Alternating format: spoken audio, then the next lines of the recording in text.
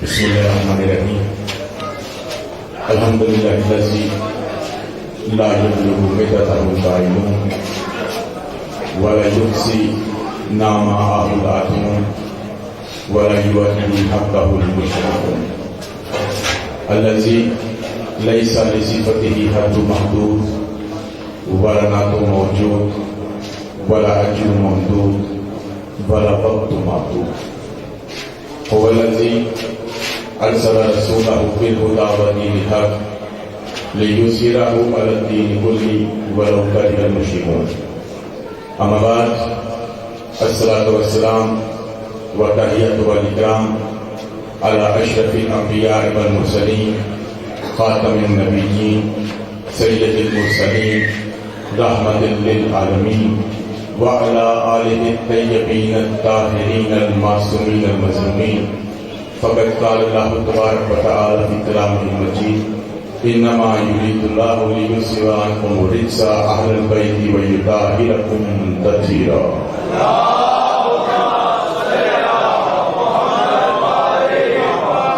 ثم قال بسم الله الرحمن الرحيم: اني جاعلك للناس اماما صلوات محمد عليه.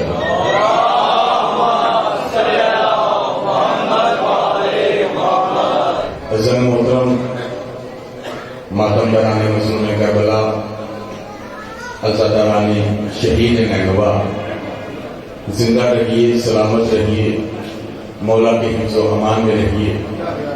ایسے پر اشوک دور میں، ایسے پر ہول حالات میں بھی ہم لوگ دامن حسینیت سے وابستہ ہیں، اور یہ اس بات کی دلیل ہے کہ قدم حسین کی جانب بڑھائے جائیں گے، زمانہ ہمارے ساتھ چلے نہ چلے. حسین میں اور انسانوں میں یہی تو فرق ہے. حسین میں اور انسانوں میں یہی تو فرق ہے کہ انسان وہ جو زمانے کے سیلاب کے ساتھ بہہ جائے، اور حسین اسے کہتے ہیں جو ہر سیلاب کو اپنے ساتھ بہا کرے. زمانہ گردش کی ٹھوکروں پہ پروان چڑھتا ہے، لیکن گردشیں حسین کے قدموں میں رہ کر عزت و افتخار محسوس کرتی ہے. زمانہ تاریخ کا محتاج ہے، لیکن تاریخ حسین کی محتاج ہے. زمانہ تاریخ کے صفحات کا محتاج ہے، لیکن حسین تاریخ کا محتاج نہیں. بلکہ تاریخ تو وہ ہے جو حسین سے شروع ہو اور حسین پہ ہی ختم ہو. اور جو تاریخ نہ حسین سے شروع ہوتی ہے نہ حسین پہ ختم ہوتی ہے، وہ قصے کہانیوں کا پلندہ تو ہوتی ہے مگر تاریخ نہیں ہوتی. دنیا میں کسی بادشاہ کتنے گھر نہیں جتنے حسین کے گھر ہیں. کسی بادشاہ کتنے دربار نہیں جتنے حسین کے دربار. کسی بادشاہ کتنے نوکر نہیں جتنے حسین کے نوکر. کسی بادشاہ کتنے خادم نہیں جتنے حسین کے خادم. کسی بادشاہ کے اتنے جانثار نہیں جتنے حسین کے جانثار. اتنی دنیا تو یزید کے نام پہ جینے کو تیار نہیں جتنی حسین کے نام پہ مرنے کو تیار.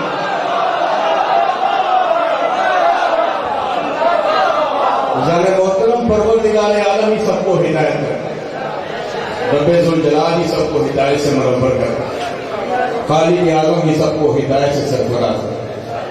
لیکن رب کائنات نے جب بھی جس کو بھی جس دور میں بھی ہدایت کی، خود زمین پہ آ کر کبھی ہدایت نہیں کی، لوگوں میں آ کر ہدایت نہیں کی، انسانوں میں آ کر ہدایت نہیں کی، مخلوق میں آ کر ہدایت نہیں کی، بلکہ اس نے جب بھی ہدایت کی دو چیزوں کے ذریعے کی. ایک کتاب خدا اور دوسری رسول خدا. اور کمال یہ ہے کہ قرآن سبب نہیں ہے رسول کا، رسول سبب ہے قرآن کا. کیونکہ قرآن کے بولنے سے محمد نہیں بنے، محمد کے بولنے سے قرآن بنا. اور اس قرآن کی شان یہ ہے، اس قرآن کی شان یہ ہے کہ لارک میں بڑا یا بسریلا فی کتاب مبین، کہ کوئی خوش کو در ایسا نہیں جس کا علم اس کتاب میں نہ ہو، جس کا ذکر اس کتاب میں نہ ہو. کوئی نیک ہوا تو اس کی نیکی کا ذکر کیا، کوئی بد ہوا تو اس کی بدی کا ذکر کیا، کوئی بڑا ہوا تو اس کی بڑائی کا ذکر کیا، کوئی پست ہوا تو اس کی پستی کا ذکر کیا، کوئی سویا تو اس کے سونے کا ذکر کیا، کوئی سویا تو اس کے سونے کا ذکر کیا، کوئی رویا تو اس کے رونے کا. کوئی ڈرا تو اس کے ڈرنے کا ذکر کیا، کوئی جم کے لڑا تو اس کے لڑنے کا ذکر کیا، کوئی جاگا تو اس کے جاگنے کا ذکر کیا، کوئی میدان سے بھاگا، کسی کتے نے بھی وفا کی تو اس کی وفا کا ذکر کیا، اور کسی مالک نے اگر دغا کیا تو اس کے دغا کا بھی ذکر کیا۔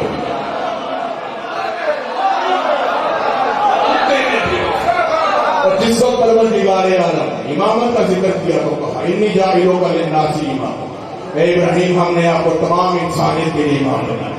رب کائنات فلسفہ امامت پہ روشن جاتا ہے سورہ بقرہ میں کہ امام کون ہوتا ہے، کن صفات کا مالک ہوتا ہے، خاطی ہوتا ہے یا معصوم ہوتا ہے، ظالم ہوتا ہے یا مظلوم ہوتا ہے، نص کے ساتھ ہوتا ہے یا اجماع کے ساتھ ہوتا ہے، امتی ہوتا ہے یا اہل بیت میں سے ہوتا ہے، امام کون ہوتا ہے، میدان سے فرار ہوتا ہے یا حیدر کرار۔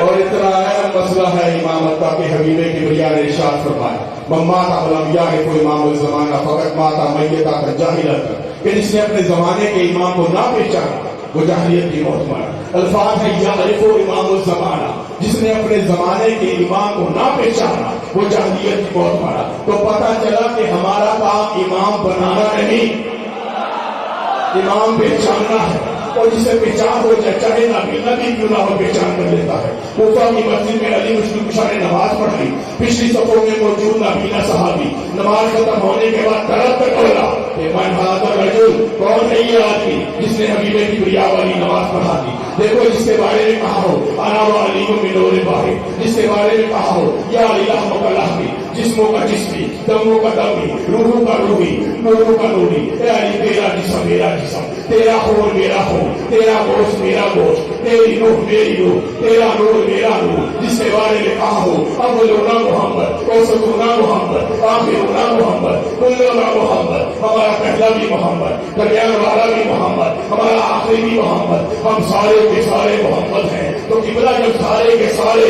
ہیں بھی محمد تو پہلے نے دوسرے جیسی، دوسرے نے پہلے جیسی نماز پڑھا دی، امت اب بھی پریشان تھی، امت آج بھی پریشان،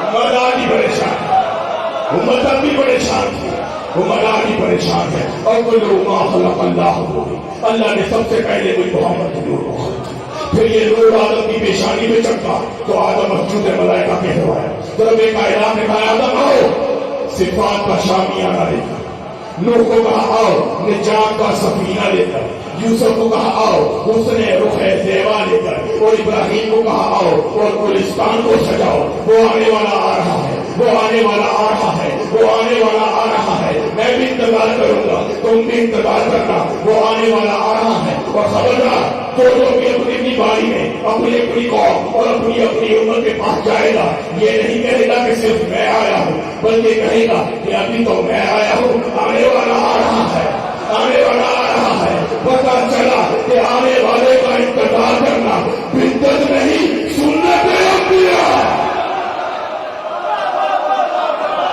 آنے والے کا انتظار، آنے والے کا انتظار بدعت نہیں سنت انبیاء۔ بس وہ دن آ گیا، وہ گھڑی آ گئی، وہ لمحہ آ گیا، وہ لہجہ آ گیا، وہ ساتھ آ گئی، وہ رات آ گئی، جب وجہ تخلیق کائنات، وہ وجہ تکوین کائنات، وہ علت قائم ممکنہ، وہ عقل اول، وہ خلق اول، وہ خلق اول، وہ اللہ کا پیارا، بے سہاروں کا سہارا، وہ پاسبان امت، تاجدار کائنات، سرورت کون مکہ، جنت کا والی، حبیب کبریا، رحمت للعالمین، وہ قدرتوں کا مداوا، ذکر الہی کرنے والا، وہ ساقی کوثر، وہ شافی محشر، وہ صادق و امین، وہ ضامن جنت، وہ طہارت دینے والا، ظلمتیں مٹانے والا، خیر کا جانے والا، عبادت کرنے والا، وہ نور خدا، وہ ہادی سوجا، وہ دعا کے اٹھنے والا، وہ لئے کی زلفوں والا، وہ قاسم کوثر، وہ لطف و عنایت کا بہ کر وہ یتیموں کے سر پہ ہاتھ رکھنے والا نور یتیم۔ جب اس دنیا میں آیا تو لکھنے والوں نے لکھ دیا کہ آتش کا بہ فارغ بجھ گیا، کسرے کیسر کے 14 مینار گر گئے، قبلہ بہت تلاش کیا، 2 گرے ہوں گے، 8 گرے ہوں گے، 10 گرے ہوں گے، 13 گرے ہوں گے، لیکن ہر کتاب میں سلمان بھائی ایک ہی روایت موجود تھی کہ 14 مینار گر گئے، 14 مینار گرانے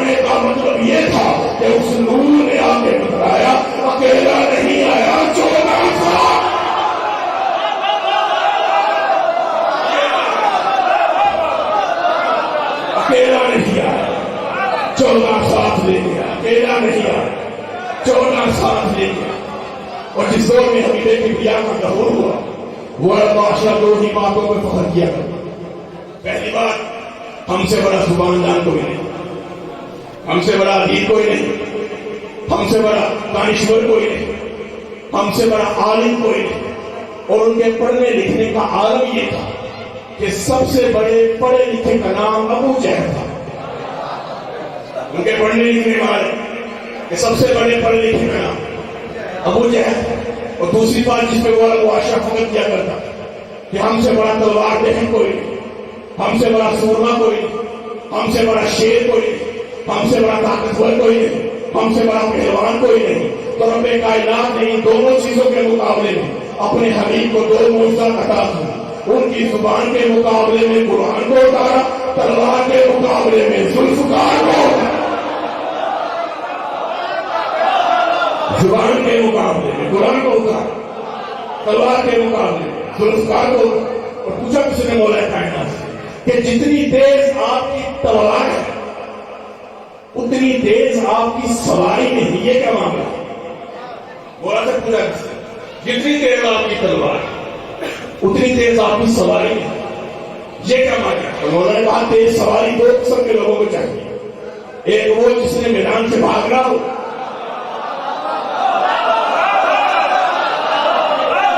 اور دوسرا وہ جس نے بھاگتے کا پیچھا کرنا۔ سنو، میدان سے بھاگنا مجھ علی کو آتا نہیں، ذوالفقار سے بچ کے کوئی چاہتا نہیں۔ میدان سے بھاگ، یہ ہے مقام غلام رسول۔ اور اس سے پہلے قبلہ جناب زہرا کا ذکر کر رہے ہیں، جناب مریم کا ذکر کر رہے ہیں۔ 2 ہی تو بطول ہیں، ایک جناب عیسیٰ کی بات ہے، دوسری ہماری عادت ہے۔ بطول وہ بھی ہے، بطول یہ بھی ہے، معصومہ وہ بھی ہے، معصومہ یہ بھی ہے، لیکن دونوں کی قسمت میں فرق ہے۔ جناب مریم بطول کی قسمت صرف جناب عیسیٰ کی نبوت کا تعارف کروایا، اور جناب زہرا بطول نے رسالت کا تعارف بھی کروایا، امامت کا تعارف بھی کروایا، ولایت کا تعارف بھی کروایا۔ اور جب پروردگار عالم نے دونوں کا تعارف کروایا تو کہا جناب مریم کے بارے میں کانا یاکلان طعاما، جناب مریم کے بارے میں کہا کانا یاکلان طعاما، وہ کھانا کھاتی تھی۔ اور جناب زہرا کے بارے میں کہا یطعمن الطعام، وہ کھانا کھلاتی تھی۔ کھانے والے ہوتے ہیں، کھلانے والے اور ہوتے ہیں، کھانے والے اور کھلانے والے۔ اور جس وقت جناب مریم کھانا کھاتی تھی تو اللہ کا شکریہ ادا کرتی تھی، اور جب زہرا کھانا کھلاتی تھی تو کانا کھایا کو مشکورا، میں اللہ تیرا شکریہ ادا کرتا۔ اور جس وقت جناب مریم کے پاس پروردگار عالم کا بھیجا ہوا فرزادہ ہے تو کہنے لگا انما انا رسول ربک، میں تیرے رب کی جانب سے بھیجا گیا لیہب لک غلاما زکیا، تاکہ تجھے ایک پاکیزہ بیٹا عطا ہو۔ تو جناب مریم نے کہا یہ کیسے ہو سکتا ہے، مجھے کسی بشر نے چھوڑا نہیں۔ تو کہنے لگا بتائیں کہ ایسے ہی ہوگا۔ جناب عیسیٰ کی پیدائش تو قرآن کہتا ہے فاتت بہ قومھا تحملہ، جناب مریم جناب عیسیٰ کو گود میں اٹھا قوم میں لوگوں میں، تو قوم کہنے لگی، لوگ کہنے لگے یا مریم لقد جئتی شیئا فریّا، یہ تو کیا عجیب شے ہے، یا اخت ہارون، اے ہارون کی بہن، ماں کان ابوکی امرأ سوء وما کانت امی بغیا، اے ہارون کی بہن، نہ تو تیرا باپ برائیوں والا تھا نہ تیری ماں بدکار تھی۔ تو پتہ چلا بدور کہتے ہی اسے ہیں جس کا باپ بھی پاک ہوتا ہے، جس کی ماں بھی پاک، بدور کہتے ہی اسے جس کا باپ بھی پاک ہوتا ہے، جس کی ماں بھی پاک ہوتی ہے۔ تو جناب مریم نے خود کچھ نہیں کہا، خاموش ہے، بلکہ اشارت کی ہے، بہت کی جانب اشارت کی ہے۔ مجھ سے کیا پوچھتے ہو، اس سے پوچھو۔ تو کون کہنے لگی کیسا لوگ کر لے، یہ کیسے بولے گا، من کانا فی مہدی صبیا، یہ تو بھی چھوٹا بچہ ہے۔ بطول گواہ پیش کرتی ہے، قوم اسے چھوٹا سمجھتی ہے، بطول گواہ پیش کرتی ہے، بطول گواہ پیش کرتی ہے، قوم اسے چھوٹا سمجھتی ہے۔ پر جو بھی بطول کے گواہ کو چھوٹا سمجھے گا، نہ وہ بطول کا وفادار ہے نہ وہ رسول کا وفادار۔ جو بھی بطول کے گواہ کو چھوٹا سمجھے، نہ وہ بطول کا وفادار نہ وہ رسول کا وفادار۔ تب عیسیٰ بولے انی عبد اللہ، میں اللہ کا بندہ ہوں، آتانی الکتاب وجعلنی نبیا، مجھے کتاب دے دی گئی ہے، نبی بنا دیا گیا ہے، بن کے آیا ہوں، بن کے آیا ہوں۔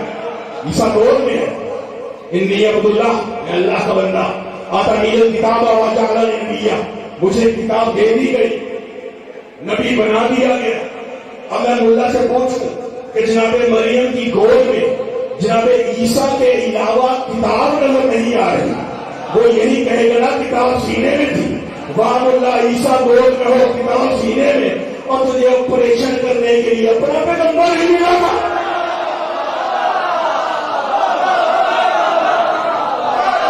عیسیٰ گود میں، کتاب سینے میں، شک صدر کے لیے اپنا پیغمبر۔ پھر عیسیٰ نے کہا نکل یہ تو مجھے آیت میں رب کو، میں تمہارے رب کی جانب سے آیت لے کر آیا، انی اخلق من الطین کہیئۃ طیرا، میں تمہارے لیے مٹی سے بناتا ہوں پرندے کی شکل جیسا، فانفخ فیہ، اس میں پھونک مارتا ہوں فیکون طیرا، تو وہ پرندہ بن جاتا ہے بسم اللہ، واخرج الاکمہ والابرص واحیی الموتى، مردوں کو زندہ کرتا، برس والوں کو ٹھیک کرتا، بیماروں کو شفا دیتا۔ عیسیٰ علیہ السلام ایک آیت لے کر آئے، انی قد جئتکم بآیۃ من ربکم، میں تمہارے رب کی جانب سے ایک آیت لے کر آئے۔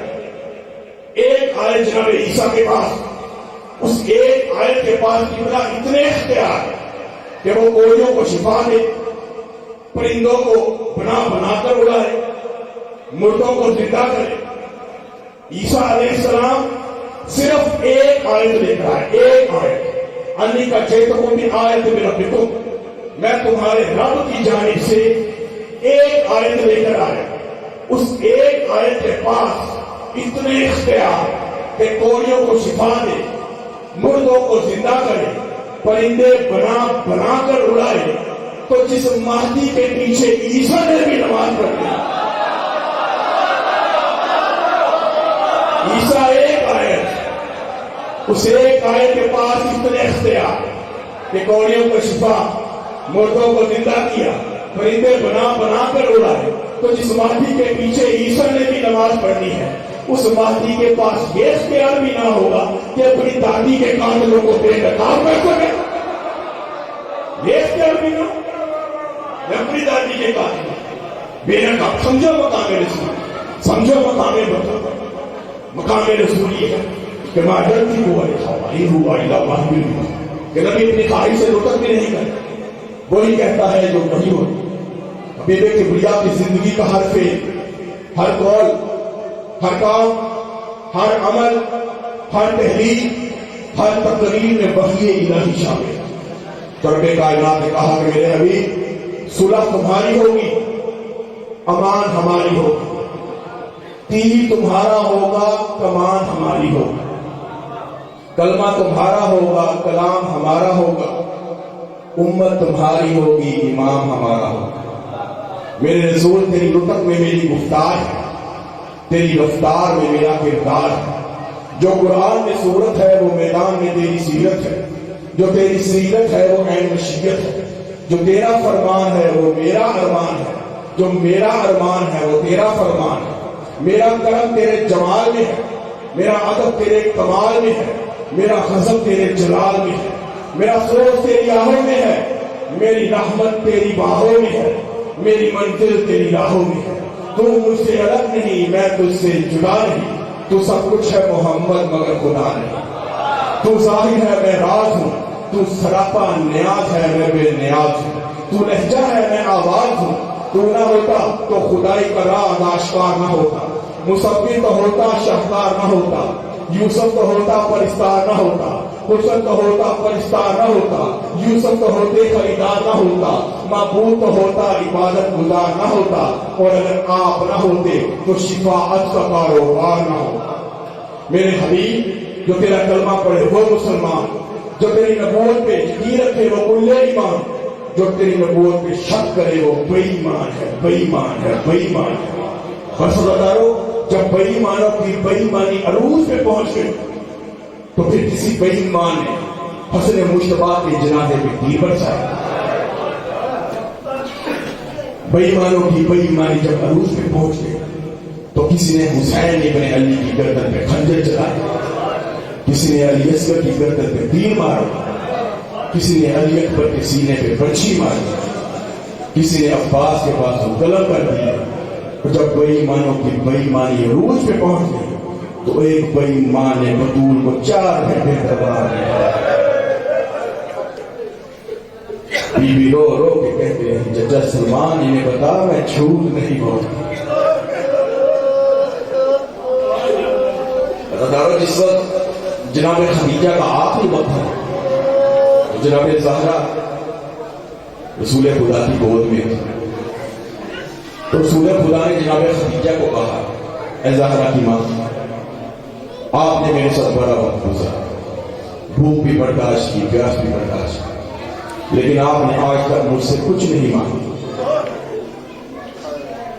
رسول خدا نے کہا جناب خدیجہ کو میں چاہتا ہوں کہ آج آپ آج مجھ سے کچھ مانگ۔ تو جناب خدیجہ کہتی ہیں رسول خدا میں نے واقعتاً آپ سے کچھ نہیں مانگا۔ یوں جناب سیدہ کی جانب اشارہ کر کے کہا ایک چیز مانگتی ہوں، میرے بعد کبھی یہ روئے نہ۔